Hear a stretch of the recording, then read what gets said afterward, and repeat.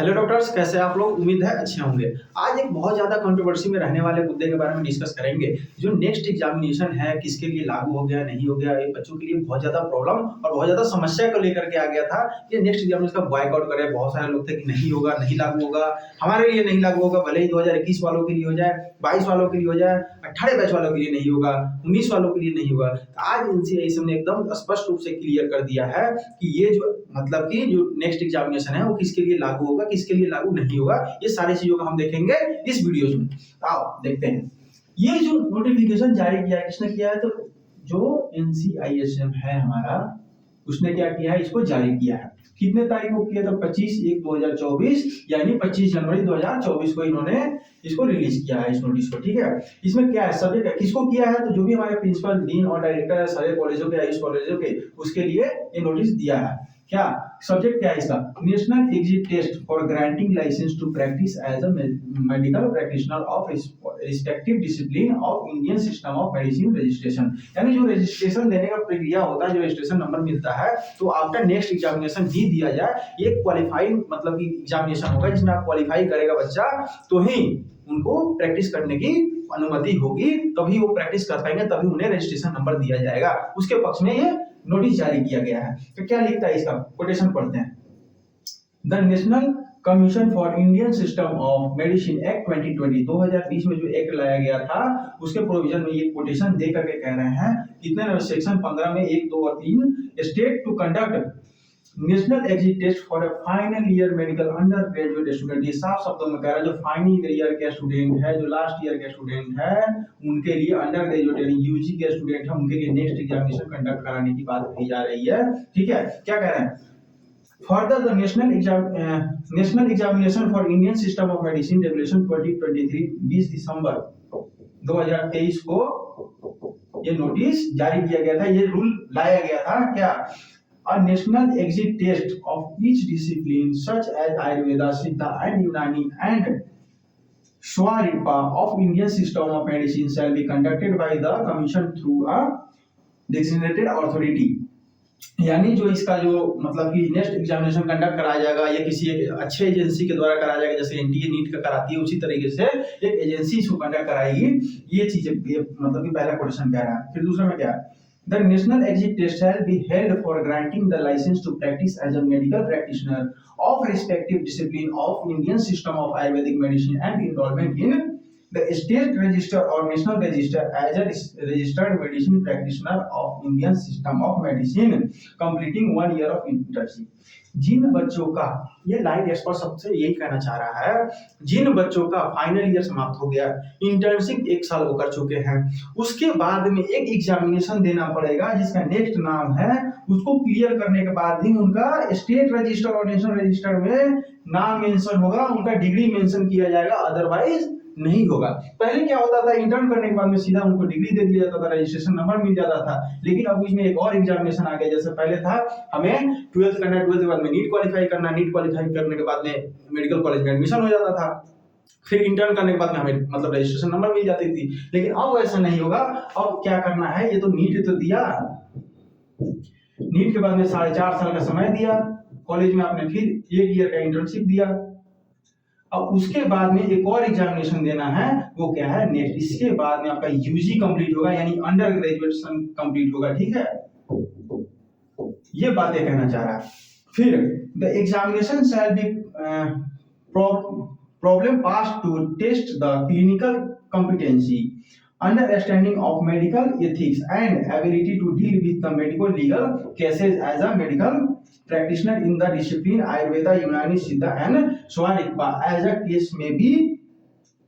ठीक है, ये कहना चाह रहा है हम इसलिए नेक्स्ट मतलब कि कंडक्ट करा रहे हैं ताकि वहाँ के क्लिनिकल जो होते हैं, जैसे देखो आपको जो भी क्लिनिकल केसेस होंगे, जो भी आपको मतलब कि मेडिकल से रिलेटेड क्वेश्चंस होंगे, ऐसा नहीं है कि जो आपका सिर्फ थ्योरी पोर्शन है उससे पूछा जाएगा।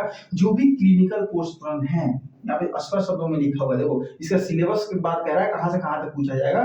तो क्लिनिकल कॉम्पिटेंसी यानी जो भी क्लिनिकल की बात कही जाएगी, क्लिनिकल से रिलेटेड उस एग्जामिनेशन में पूछा जाएगा। एथिक्स से पूछा जाएगा, ability to deal with medical legal cases, कुछ केस स्टडीज होते हैं उससे रिलेटेड क्वेश्चंस उसमें पूछे जाएंगे।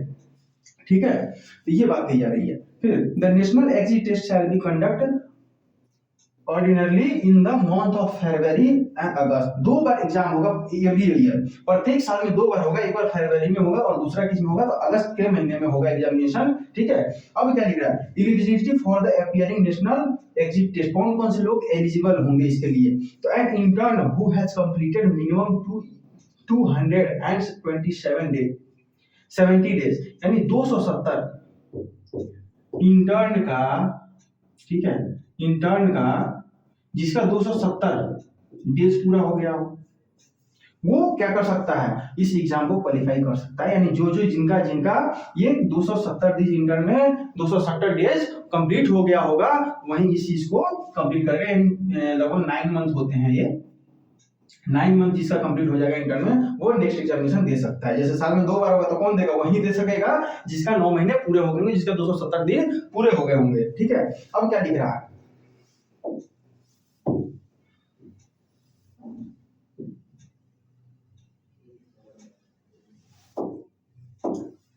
अब है देखो, graduates of Ayurveda Siddha Unani and Sowa Rigpa who has completed 1 year of compulsory internship, और foreign national who has medical qualifying the has been recognized under the section 36 act without qualifying national exit test, यानी next any graduate of bachelor of ayurveda medicine and surgery या bachelor of यूनानी सिद्धा medicine और surgery या bachelor of Sowa Rigpa medicine and surgery shall not be eligible for enrolment the state register और national, जो register मतलब कि इसमें कहने का मतलब यही है, जो बच्चे क्या होंगे 1 साल का इंटर्नशिप कर लेंगे, उसके बाद में वो नेक्स्ट का एग्जामिनेशन देंगे, यानी हम फरवरी में देंगे कि हम अगस्त में एग्जामिनेशन देंगे, कौन डिसाइड करेगा, हम भी इंटर्न करने के बाद नहीं कह रहे हैं, तो जिसका 270 दिन इंटर्न का कंप्लीट हो गया होगा वो दोनों एग्जाम में बैठ सकता है, चाहे वो फरवरी में हो चाहे वो अगस्त में हो।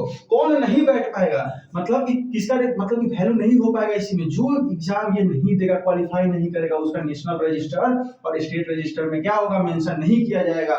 सो you are directed to disseminate this information to all the final year students and intern of your college to make them aware of this examination and avoid unnecessary correspondence to the National Commission for Indian Medicine of System of Medicine. The procedure of the examination has to be completed by the National Commission for Indian System of Medicine within 3 years from the date on which this act passed came in force.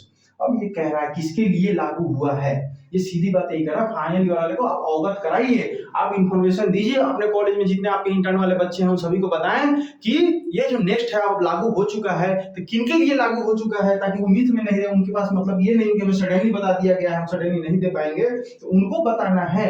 जो बच्चे क्या कह रहा है, 3 year from, देखो यहाँ पे क्या लिखा है, 3 year within 3 year from the date of which एक पास, 2020 में पास हुआ था,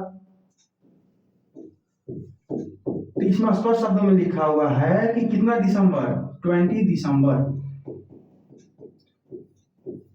ठीक है, पहले एक याद देखना, 20 दिसंबर ये एक याद कर लो, एक है 2020, तो 2020 से 3 साल कितना हो जाएगा, आगे जाओगे तो 2023, तो 2023 के 20 दिसंबर तक जिसका इंटर्न स्टार्ट हो चुका है वो नहीं है, इससे पहले वाले जितने भी होंगे, इससे पहले वाले यानी 20 दिसंबर 2023 से पहले वाले जिनका भी इंटर्न स्टार्ट होगा, उन सभी के लिए नेक्स्ट एग्जामिनेशन जो है वो कंपलसरी होगा। इसमें कोई दो मत नहीं है कि 2018 वाले आ रहे हैं, 19 वाले आ रहे हैं, 20 वाले आ रहे हैं। अगर 18 वाला का इंटर्न 20 दिसंबर के बाद में चालू हो रहा है, 20 दिसंबर 2023 के बाद चालू हो रहा है, तो पक्का है वो एग्जामिनेशन उसका नेक्स्ट का होगा। इसमें कोई कंफ्यूजन की बात नहीं है, और ये चीज आप लोग समझ ले कि अब नेक्स्ट लागू हो गया तो उसी हिसाब से आप अपना प्रिपरेशन चालू कर दे, चाहे वो 21 बैच वाले हो, चाहे 22 वाले हो या 23 वाले हो, जो भी हैं, या नेक्स्ट जो आने वाले हैं, आगे जो भी बच्चे आने वाले हो, सब लोग इस चीज का ध्यान रखेंगे कि अब नेक्स्ट एग्जामिनेशन आ गया है तो ये इतना आसान भी नहीं है और ज्यादा मुश्किल भी नहीं है, क्योंकि क्लिनिकल से रिलेटेड पूछेगा, तो अगर आपका क्लिनिकल अच्छा होगा तो ये हो जाएगा। 50% चाहिए होता है इसमें पास होने के लिए, जैसे 120 नंबर का एग्जामिनेशन होता है, एमसीक्यू बेसिस होता है, तो इसमें 60 नंबर आपको पास होने के लिए चाहिए। ये कोई कट ऑफ बेस्ड मतलब एग्जामिनेशन नहीं है कि इसमें इतने ही लड़के पास होंगे, ये क्वालिफाइंग बेस है। अगर 50% किसी का आ जाता है तो इसमें आराम से उसको क्या मिल जाएगा, रजिस्ट्रेशन नंबर मिल जाएगा और वो क्वालिफाई हो जाएगा। ठीक है, तो ये पूरा का पूरा सिस्टम है, इसमें कंफ्यूज आप नहीं होंगे। ठीक है, तब तक के लिए धन्यवाद, मिलते हैं फिर नेक्स्ट कोई इन्फॉर्मेशन के साथ, तब तक के लिए आप तैयारी करते हैं। Thank you.